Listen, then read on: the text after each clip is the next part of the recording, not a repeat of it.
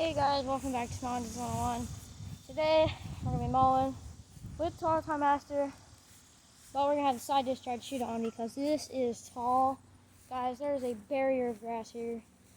So I'll compare this, walk over here to the middle of the yard, and look how tall that is. Like even here. It is tall, guys, and if you can see, walk over here. So this part has been double cut with the chute on. That was double cut with the chute on. This right here, I just shot. If you can see, I went over here, looped around to double cut that, went around, double cut that part, went around there, and then double cut this. So I shot it all into this part to make this challenge more extreme and put this mower to its limits. So now this is my project lawn. The front yard's looking pretty good. It's actually my grandma's yard. So I know there is a ton of weeds, so there's a bunch of the dandelions, but I forgot my spray in the back of my mom's car. I was gonna have a sleepover with her because if you don't know, she recently got out of the hospital, so pray for her. And I forgot my spray in the back of her car. I put it in there, and then when she was leaving, forgot to take it out, so still in the back of her car. But let's quit walking around and get to it.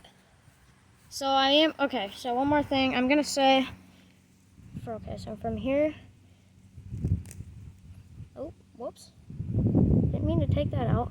Okay, this was a cut piece, so we are cutting it pretty tall too. No, not super tall. That's not okay. So we're cutting it from down here, so this is going to be about how much we're cutting off. So, and then I'll compare this to the mower. So if you have a Toro TimeMaster, this blade of grass can lay up to here. It can lay across the whole thing. So, yeah, so we're going to get this sprayed when I don't forget my spray. So yeah, there's a ton of dandelions in here. But we have been watering the crap out of it, and it is growing. And that's good. So, we fertilized it too a couple weeks ago, so it is growing extremely crazy. So let's get to it. I don't know if you're gonna be able to see with the sun, but hopefully you can see. Yeah, you should be able to see. But let's get to it.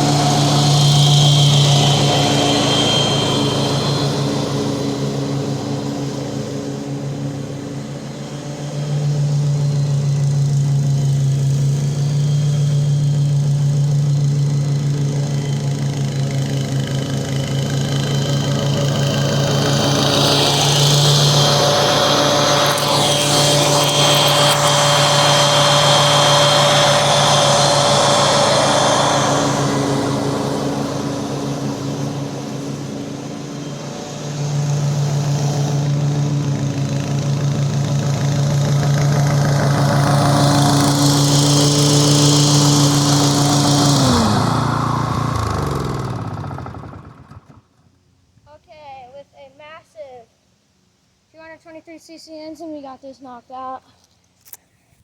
So over here wasn't as tall, but over here these couple passes, this was going to be, these two are the tallest passes.